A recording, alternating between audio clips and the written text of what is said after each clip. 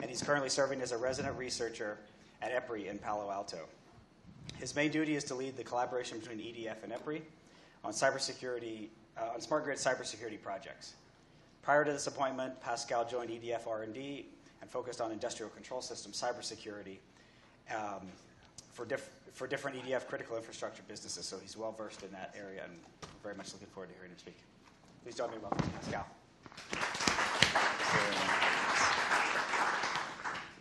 Thank you very much, Larry. Good morning, everyone. So basically, what I'd like to talk very briefly this morning is to introduce the cybersecurity aspect from an operator perspective. And so I'd like first to start with positioning what is smart and what are the real meaning that's behind some of the words. Because when we talk about smart, we think is that everything is positive, but smart to be just not emotional word will be to say that the devices that are smart are able to communicate, so to input or output information, that are able to process data, process information, and finally those devices are able to act on a physical layer. That's why usually we call those systems cyber-physical systems, because we can dissociate their physical features and their cyber features or interfaces. So what we can ask ourselves is, for example, is it very interesting to optimize public transportation? Probably yes. Is it interesting to have smart appliances for traffic lights? Yes, but there are maybe some drawbacks if someone is able to control the system. Is it the same case for critical infrastructures as water treatment, for example? So the answer could be more complex depending on the level of criticality of the infrastructure you're considering.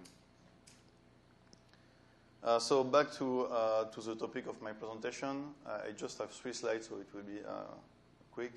The first one is to give an overview of the operator's perspective. A utility like EDF missions, overall missions, is mainly to ensure safety of operation, safety for people, but also safety for compared to the environment, and safety for equipment also. And second mission is to manage the reliability of the electric system from an end-to-end perspective, and of course to maintain the economic performance and efficiency. So what is the real role of cybersecurity inside these missions? The role of cybersecurity is just to support those missions. Cybersecurity itself is not a mission or is not a goal. Cybersecurity just contributes to those missions. Some priorities from an operator perspective are first interdependencies. It's really the case considering smart cities. We have lots of different infrastructures, but also lots of different players like citizens, and we have public forces, for example, emergency systems, and so on.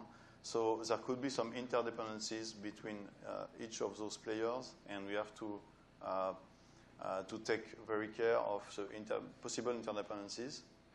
Second point is the necessity to deal with the legacy systems.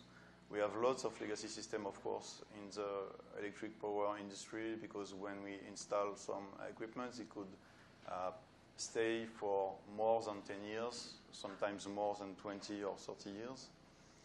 So we have to take advantage of the legacy system and design systems from the beginning to be reliable and to be resilient, so to be able to support attacks, failures, and errors.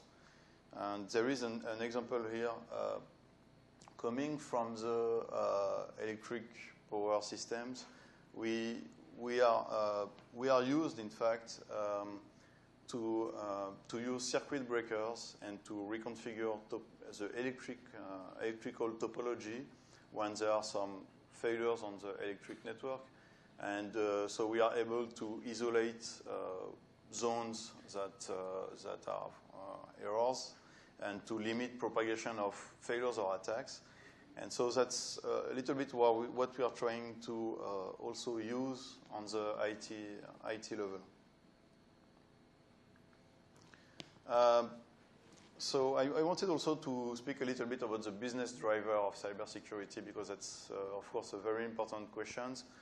The first element of discussion considering business driver is that if you compare the cost of integrating security during the requirements phase compared to integrating security after deployment, so in the field, after everything has been already deployed, usually there is a factor from 1 to 100.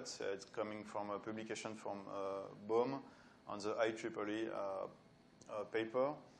And usually that's what also we see coming from the field. That's the kind of the figures that we have to keep in mind. And that also reminds us that even if at the time when we design a system, we don't really see what is the level of security that we need to introduce from the start, we have to make sure that the final system will be able to upgrade its level of security.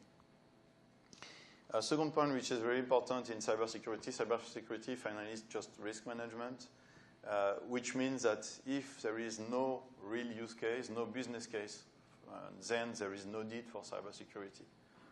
For example, if we are just processing public information and just to do something that we can very easily verify or check with a different source, so we don't really need availability, maybe we don't need integrity of the information, then we don't need confidentiality also because it's public information, then there is no specific needs for cybersecurity. Well, it's not usually the case from a critical infrastructure operator point of view, but it could be the case for some of the smart cities applications. The second point, considering risk management, is to spend the resources, limited resources, on critical functions, and that's what this picture illustrates. So this is a picture from the SIGRE, from the Big Electric Network Association Council. And in this picture, you see in the red circle here, it's talking about the critical systems, and then you have business critical, and then you have other layers like corporate and let's say external layers. So what we need to focus on, of course, it's on critical system, and we need to make sure that other system will not be able to interfere with the critical operations. So to conclude a little bit my talk, I'd like to speak about the collaboration. For us, collaboration is key. We don't have resources to handle and to manage all the cybersecurity issues by yourself. So cybersecurity collaboration is very important, and of course in the US, the US are more advanced, generally speaking, on the cybersecurity aspects. For example, on the regulation side, there is the NERC-CIP, which is the North American Electric Reliability Council, and they have published reliability standards talking about critical infrastructure protection and including some cybersecurity aspects.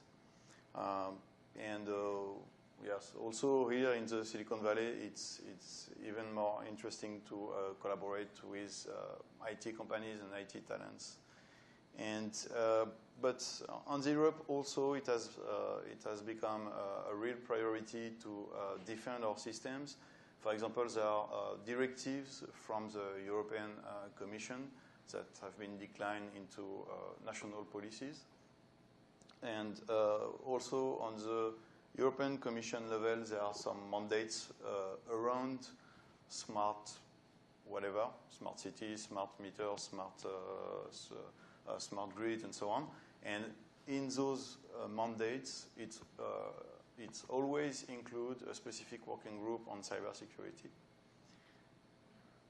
And we have also, the European Agency, the framework project, research project, collaborative research project we already talked about this morning and yesterday. And finally, on the international collaboration, we basically have some very well-known groups here. And what I wanted also to highlight is we have a strong collaboration with EPRI, so Galen will speak just after me. And we think that collaboration is key. Collaboration needs two legs to work very well. The first is trust, of course, and the second is commitment to bring value to the collaboration, and that's what we try to do together with EPRI. Okay, thank you very much. I'd like to talk maybe further.